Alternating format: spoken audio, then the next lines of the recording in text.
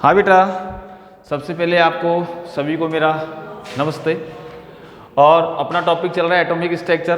कल आप लोगों ने इलेक्ट्रॉन्स की खोज और उस पर आवेश और उसका द्रव्यमान ये सब ज्ञात किया था। फिर मैंने आपको कल बताया था बेटा, कैथोड नलिका की खोज किसने की थी? विलियम क्रुक्स और जॉन प्लेकर ने। और विलियम क्रुक्स और जॉन प्लेकर ने जब खोज करी थी तो उसका सहारा लिया था जे थॉम्सन ने। और जे थॉम्सन के अंदर जे थॉम्सन ने ये बताया था कि बेटा, कैथोड से निकलने वाली जो विकिरणें होती हैं उन पर आवेश ऋणात्मक होता है, वो सीधी दिशा में गमन करती है। ठीक है बेटा।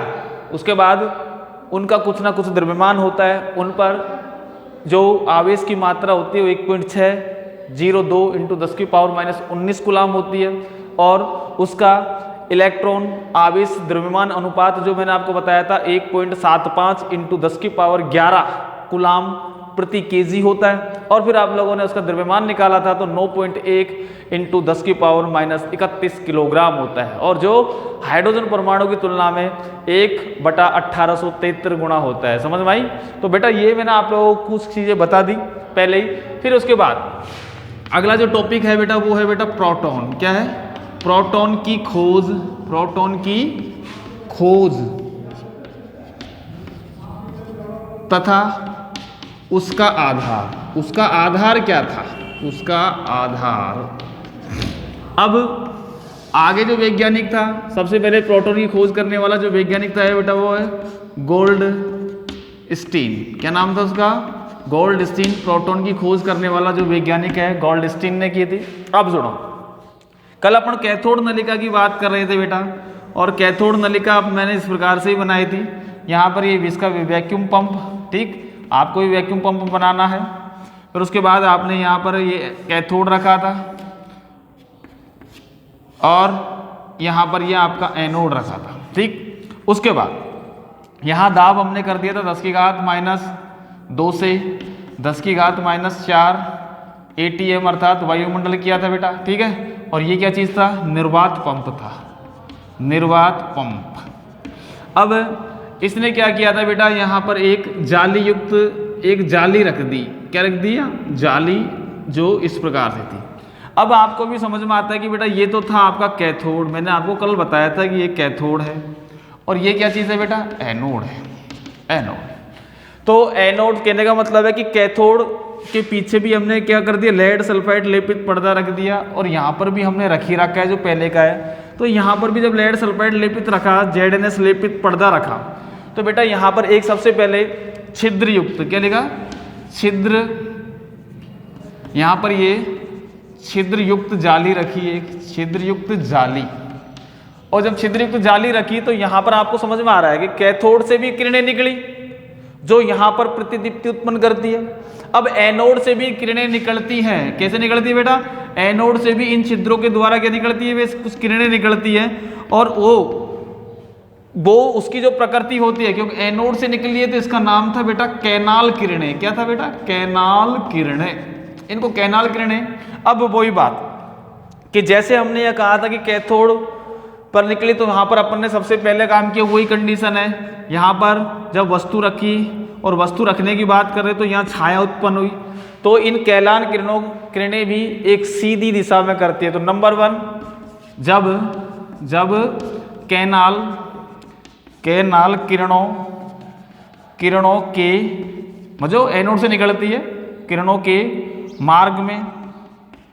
मार्ग में कोई वस्तु रखते हैं तो उसकी छाया बनती है। अर्थात वे सीधी दिशा में गमन करती है बेटा। समझ में आई? तो पहला कंडीशन ये। दूसरी कंडीशन क्या किया बेटा इसने? दूसरी कंडीशन में फिरकी रखी। फिर नंबर 2, कैनाल किरणों के मार्ग में भारहीन फिरकी रखी। फिरकी रखी जो घूमने लग जाती है, जो घूमने लग जाती है, अर्थात इसका मतलब क्या हुआ, उनका क्या बेटा, अर्थात इन किरणों का द्रव्यमान होता है कुछ ना कुछ द्रव्यमान होता है, ठीक है बेटा, कुछ ना कुछ द्रव्यमान होगा। फिर इसके बाद आप लोग लास्ट वाली बात करो तो क्या लगाओगे, प्लेट लगाओगे, ठीक है। अब समझ में आ रही होगी बात मैं क्या कह रहा हूँ। जब प्लेट लगाओगे, एक तो धनात्मक प्लेट लगाई और एक ऋणात्मक प्लेट लगाई, तो ये जो किरणें थी कहाँ जाएगी बेटा, ये जो किरणें हैं सब की सब किरणें कहाँ जाएंगी, ये ऋणात्मक प्लेट की ओर गमन कर जाती है, अर्थात इनकी जो प्रकृति होती है वो कैसी होती है बेटा, धनात्मक होती है। और इस धनात्मक के कारण गोल्डस्टीन ने इनका नाम जो दिया वो प्रोटॉन दिया। फिर उसके बाद अगला जो टॉपिक होगा इसके अंदर अपन जानते हैं कि बेटा आप लोगों ने उसमें भी क्या किया था, इलेक्ट्रॉन पर आवेश द्रव्यमान अनुपात याद किया, तो यहाँ पर भी अपन प्रोटॉन पर आवेश द्रव्यमान अनुपात का मान लिखेंगे, ठीक है।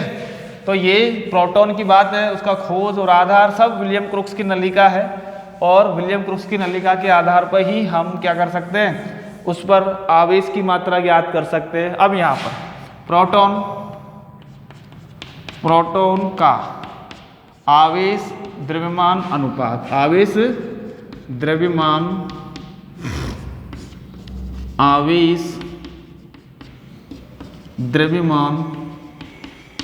अनुपात का मान, अर्थात E/m बराबर 9.18 करके बोल सकते हो बेटा, है ना। तो इसका द्रव्यमान अनुपात की अपन बात करें तो इसके द्रव्यमान अनुपात तो यहाँ पर जो मान में लिख रहा था अभी 9.58 × 10⁴ कूलाम ग्राम में होता है। ये किस में है, ग्राम में है। ये तो पहला पॉइंट। दूसरा पॉइंट यहाँ पर प्रोटॉन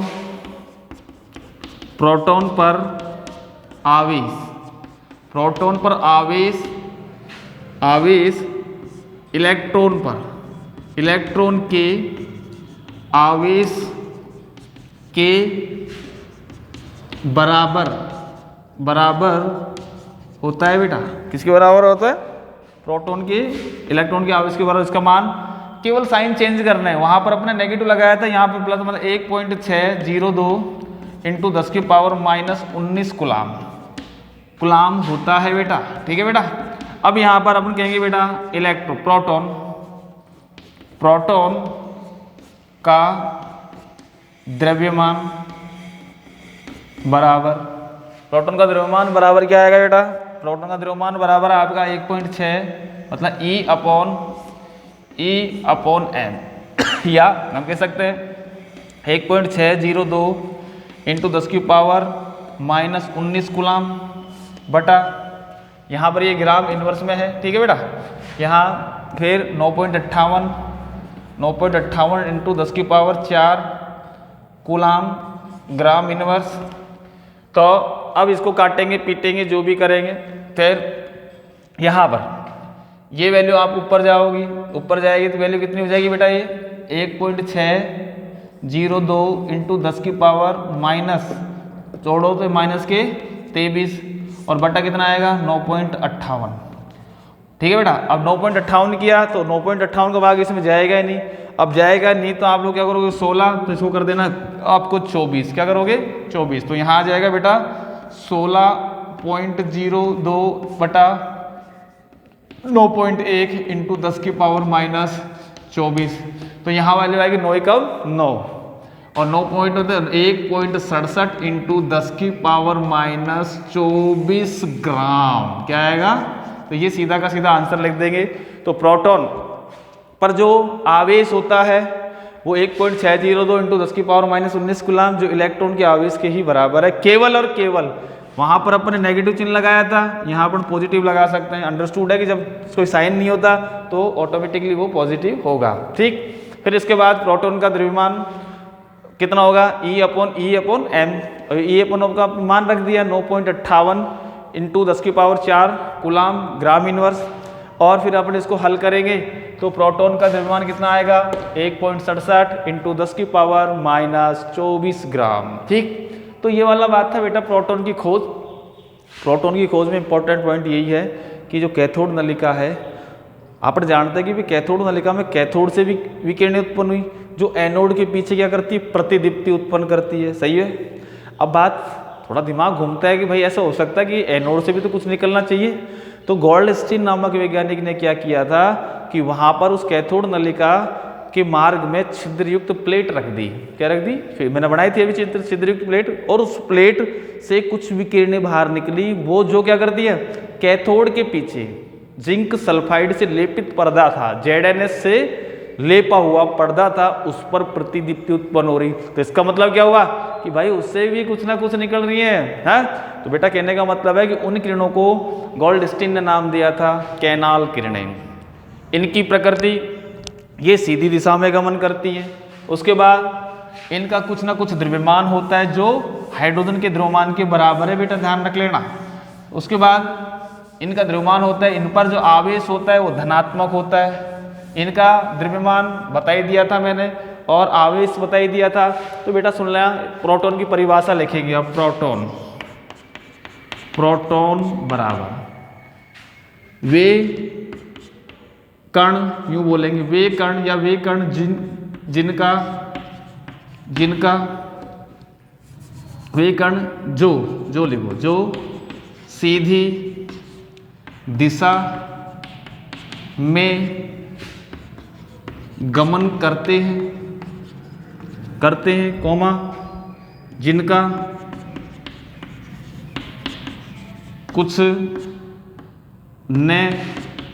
कुछ द्रव्यमान होता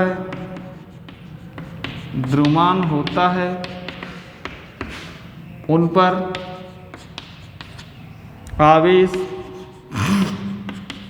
आवेश प्लस 1.602 इंटू 10 की पावर -19 कूलाम होता है,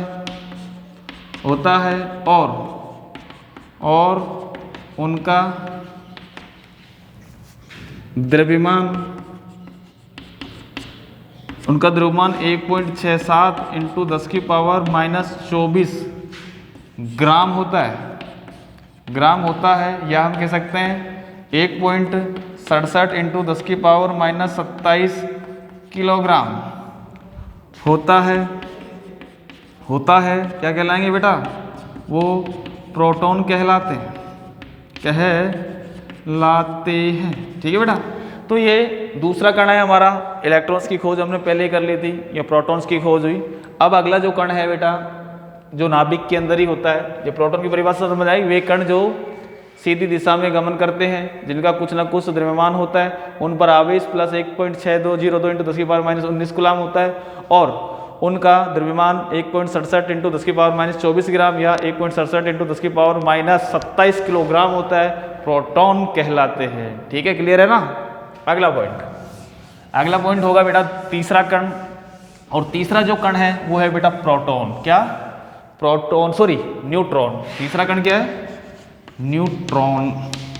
इसका प्रतीक, ठीक है बेटा, 01 होता है। ये प्रतीक है इसका न्यूट्रॉन का, जिसको N से भी इंडिकेट करते हैं। ठीक है बेटा। देखो, जब परिभाषा खोज करेंगे, खोज है जेम्स, खोज करता है जेम्स चैडविक। किसने खोज की थी? जेम्स चैडविक ने, और 1932 में की थी बेटा जेम्स चैडविक ने। लेकिन इन्होंने क्या किया बेटा, जब बेरिलियम नाभिक पर एल्फा कण, और ये होते बेटा हीलियम के द्विव धनात्मक नाभिक। जब बेरिलियम नाभिक पर एल्फा कणों की बौछार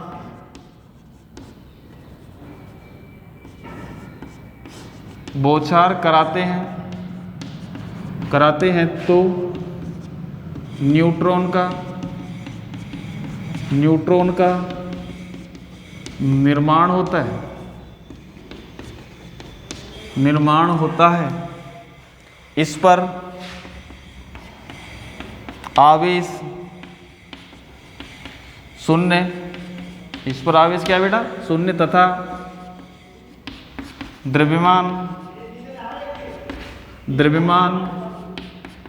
प्रोटॉन के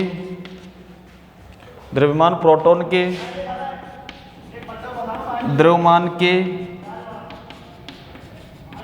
बराबर होता है। कितना बेटा? 1.67 इंटू 10 की पावर माइनस 24 ग्राम या फिर 1.67 इंटू 10 की पावर माइनस 27 किलोग्राम। तो ये प्रोटॉन के बारे में थी। अब प्रोटॉन की समीकरण है बेटा, बेरिलियम नाभिक है, परमाणु क्रमांक 4 होता है, परमाणु भार पर इस पर बौछार कराते हैं बेटा हीलियम द्विधनात्मक नाभिक, और ये 4 और ये 2, ये अल्फा कण है। इसको क्या बोलोगे आप लोग? अल्फा कण के नाम से। यहाँ कार्बन 4 और 2 6 और यहाँ पर 9 और 4 13, तो कार्बन से 12 प्लस यहाँ पर 0 1, और ये जो प्राप्त हुआ है इसी का नाम है प्रोटॉन। तो यहाँ एक नाभिकीय अभिक्रिया है जिसके अंदर बेरिलियम नाभिक, बेरिलियम का परमाणु क्रमांक 4 और परमाणु भार 9, उस पर अल्फा कण जो द्विधनात्मक नाभिक होते हैं हीलियम की, परमाणु क्रमांक 2 होता है और परमाणु भार 4। इस पर जब बौछार कराई तो 12 6 बना, और ये है बेटा न्यूट्रॉन की खोज। अब हम तीनों के बारे में अपन बात करें अलग अलग भैया कि इलेक्ट्रॉन्स, प्रोटॉन्स, न्यूट्रॉन की खोज कैसे हुई, कब हुई, इनके बारे में कब से तो कोई मतलब नहीं है, लेकिन खोज के बारे में इलेक्ट्रॉन्स लिख दिया, फिर यहाँ पर प्रोटॉन लिख दिया और यहाँ न्यूट्रॉन। सबसे पहली बात यहाँ पर अपन यहाँ लिख देंगे क्या? खोज किसने की थी? खोज करने वाले वैज्ञानिक अपन जानते हैं बेटा। इलेक्ट्रॉन की खोज किसने की थी बेटा? J Thomson. प्रोटॉन की खोज किसने की थी बेटा? Gold Stein. न्यूट्रॉन की खोज किसने की थी बेटा? ये है बेटा जेम्स चैडविक। क्या? James Chadwick. ठीक, अब यहाँ पर अगला पॉइंट डालेंगे भाई, प्रतीक हो गया। अब न्यूट्रॉन का प्रतीक अपन क्या कर सकते हैं? 0। यहाँ पर आवेश क्या है? 1.602 इंटू 10 की power minus 19 coulomb. Negative sign लगा सकते हैं केवल। 1.602 इंटू 10 की पावर माइनस 19 कूलाम, और यहाँ पर बेटा 0। अब ये अगला है पॉइंट बेटा द्रव्यमान। भाई द्रव्यमान क्या है? इनके ऊपर प्रकृति कैसी है इसकी प्रकृति ऋणात्मक, इसकी धनात्मक, और इसकी क्या होती है? उदासीन। द्रव्यमान क्या हुआ बेटा इसका? 9.1 इंटू 10 की पावर माइनस 31 किलोग्राम। इसका क्या हुआ? 1.67 इंटू 10 की पावर माइनस 27 किलोग्राम, और इसका भी क्या हुआ? 1.67 इंटू 10 की पावर माइनस 27 किलोग्राम। ठीक है, प्रकृति की बात करो, उदासीन है कि नहीं है बेटा इसकी? ये उदासीन है, ये धनात्मक है और वो ऋणात्मक है। तो थोड़ा सा ये याद रखना, इलेक्ट्रॉन्स, प्रोटॉन, न्यूट्रॉन की खोज किसने की थी, उस पर आवेश कितना होता है और उसका द्रव्यमान कितना होता है। ठीक है बेटा। तो अब उसके बाद अगला अपन कैथोड नलिका के भार की बात करेंगे, और वहाँ पर आएगा बेटा विलियम्स रोंटेजन। और रोंटेजन ने देखा कि बेटा जो क्रुक्स नलिका थी, कैथोड नलिका थी, उसके भार भी कुछ ऐसी किरणें निकली, और जब ऐसी किरणें निकली तो उनका जो नाम दिया था ना विलियम रोंटेजन ने, यूं दिया, बोले पता ही नहीं इसका नाम क्या है। और अपन जानते हैं कि जब पता ही नहीं तो इसका मतलब यूं कर दिया क्रॉस, तो इन किरणों को बाद में नाम दे दिया बेटा एक्सरे। क्या कर दिया? एक्सरे। मतलब पहले तो अनजान थी, अनजान करने के कारण बोले ना ये क्रॉस पता ही नहीं है, है क्या ये?